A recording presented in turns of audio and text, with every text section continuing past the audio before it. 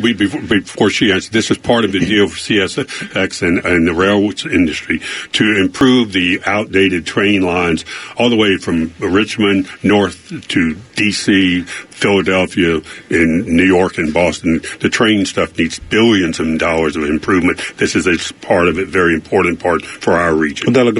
So usually I don't go to the dog and pony shows that like announce these sort of things. Oh, because but you were there yesterday. I was there yesterday because I'm representing the VRE Manassas line. So the state Senate district I was just elected to has 3 of these VRE stations at Broad Run, which is basically Manassas Airport, downtown Manassas in Old Town, and Manassas Park, which is I actually currently representing the House of Delegates.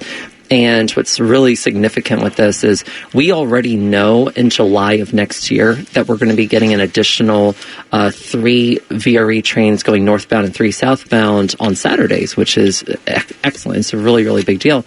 But we also know that we are still we have significant ridership gaps right now left over from the pandemic. And in 2020, coincidentally, it's the time the pandemic was starting in Virginia, I voted for Bill HB 1414, which basically created the authority that you saw yesterday that allowed us to execute, all the administrative stuff that we needed to do to get this $3.7 billion deal with CSX underway.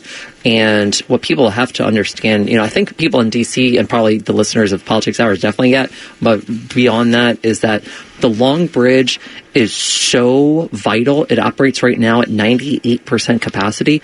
And by having that doubling, this is going to affect rail all the way to Blacksburg. I mean, and then eventually if you're able to get it, beyond Christiansburg and to Bristol and such, this is a really big deal.